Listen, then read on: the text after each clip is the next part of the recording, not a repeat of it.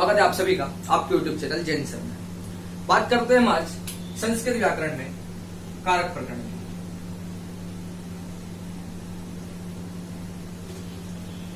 हिंदी व्याकरण में कारक क्या होते हैं और इनका क्या स्वरूप है हम बहुत ही सरल तरीके से समझ चुके हैं। यदि आपने नहीं समझा हो और आपने नहीं देखा हो तो आप हमारे प्लेलिस्ट में जाकर देख सकते हैं। बात करते हैं संस्कृत के अनुसार कारक प्रकरण। सबसे पहले हम बात करते हैं इस कारक शब्द की कि इस कारक शब्द को बनाया कैसे या ये कारक शब्द बना कैसे।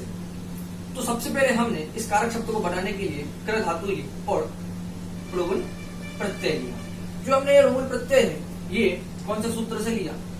संस्कृत में एक सूत्र है प्लुगुन त्रिचौ।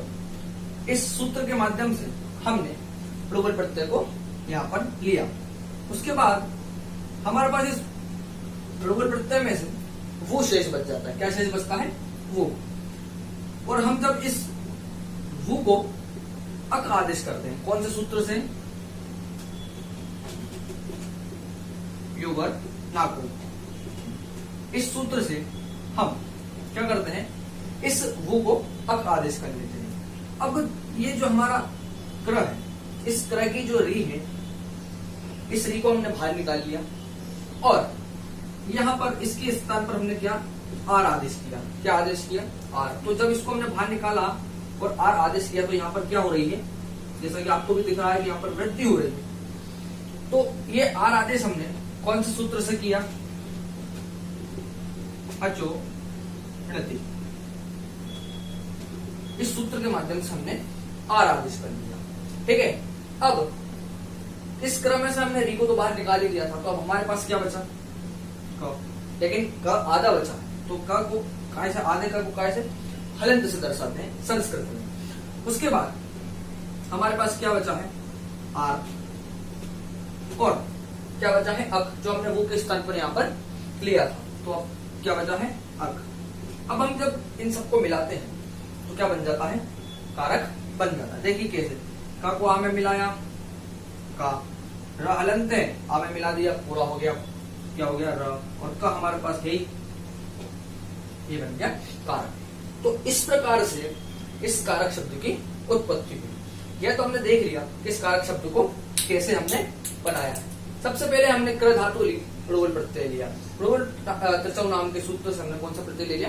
प्लुगुन प्रत्यय ले लिया। उसके बाद हमारे पास इस प्लुगुन प्रत्यय में से क्या बचता है? वो शेष बचता है। वो को हमने अक किया योगरनाको सूत्र के अनुसार और उस अक के बाद हमने क्या किया? इस क्रम में से री को बाहर निकाला और यहाँ पर आर आदेश किया।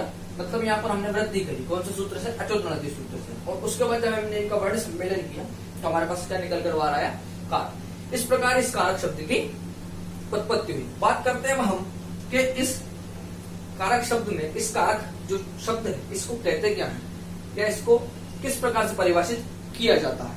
संस्कृत में कारक शब्द की जो परिभाषा है या कारक की परिभाषा है वो क्या दी जाती है? क्रिया जनकत्व कारकत्व। क्रिया जनकत्व कारकत्व मतलब क्रिया के जनक को ही कारक कहा जाता है। अर्थात जैसे हम सामान्य रूप से इस कारक का अर्थ देखें तो यूं कहा जाता है कि जिसका सीधा क्रिया से संबंध हो उसे कारक कहते हैं। और इसका मतलब भी यही है कि जिसका डायरेक्ट क्रिया से या सीधा क्रिया से संबंध हो उसे कारक कहते हैं। संस्कृत में मुख्य रूप से 6 कारक बताए गए हैं। कितने बताए गए हैं? 6 कारक। और वैसे हम जब हिंदी में कारक पढ़ते हैं तो वहां पर भी 8 है कारक। यहाँ भी हम 8 ही पढ़ेंगे। लेकिन एक ये बहुत ही इंपॉर्टेंट बात है याद रखने योग्य कि कभी आपसे संस्कृत में कारकों की संख्या अगर मुख्य रूप से पूछ ली जाए तो आपको क्या बताना है? 6। क्या बताना है? 6। कि मुख्य रूप से संस्कृत में जो कारक है वो 6। क्या इसका कारण है क्या नहीं है वो मैं अभी आपको बताता हूँ।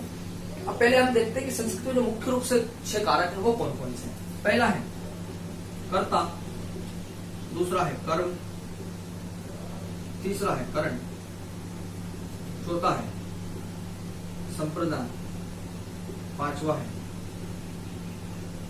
अपादान, छठवा है अधिकरण। इस प्रकार ये जो 6 कारक हैं ये संस्कृत में कैसे बताए गए हैं? मुख्य रूप से बताए गए हैं। ठीक है। अब जो 2 कारक जो मैंने छोड़ दिए कौन कौन से? एक छोड़ दिया मैंने, संबंध, और एक छोड़ दिया मैंने, संबोधन। ये दो कारक मैंने छोड़ दिए, इनको मुख्य रूप से कारक में क्यों नहीं लिया गया? बात वहां है। तो जो संबंध कारक को मुख्य रूप से कारक में इसलिए नहीं लिया गया कि हमने जब परिभाषा पढ़ी कि क्रिया जनकत्व कारकत्व, मतलब क्रिया का जिसका डायरेक्ट संबंध हो उसे कारक कहते हैं। तो संबंध का क्रिया के साथ डायरेक्ट संबंध नहीं होता, इसलिए इसको मुख्य रूप से जो कारक है उसमें नहीं लिया गया। और संबोधन को मुख्य रूप से कारक में क्यों नहीं लिया गया? क्योंकि इसका जो अंतर्भाव है वो सीधा कहां जाता है? कर्ता कारक, मतलब प्रथमा विभक्ति में जाता है, इसलिए इसको भी अलग से कारक में नहीं गिना जाता। इसलिए संस्कृत में मुख्य रूप से कितने कारक बताए जाते हैं? 6 कारक। क्योंकि संस्कृत के जितने भी 6 कारक जो हैं ये सारे कारक क्या है? विभक्तियों के अनुसार चलते हैं। इसलिए संबोधन जो है इसको प्रथमा विभक्ति में ही सम्मिलित किया जाता है कर्ता कारक में, इसलिए इसको भी अलग से कारक नहीं गिना जाता। कर्ता, कर्म, करण, संपदान, अपादान और अधिकरण, संबंध और संबोधन, हम 8 ही कारक की चर्चा करेंगे। अब कर्ता क्या है, कर्म क्या है, करण, संपदान, ये सभी की अलग अलग विशेष रूप से चर्चा मैं आपको अगली वीडियो के माध्यम से बताऊंगा। यदि आपको यह वीडियो पसंद आया हो तो इसे लाइक और शेयर जरूर करें, और यदि आपने मेरे चैनल को सब्सक्राइब नहीं किया हो तो मेरे चैनल को सब्सक्राइब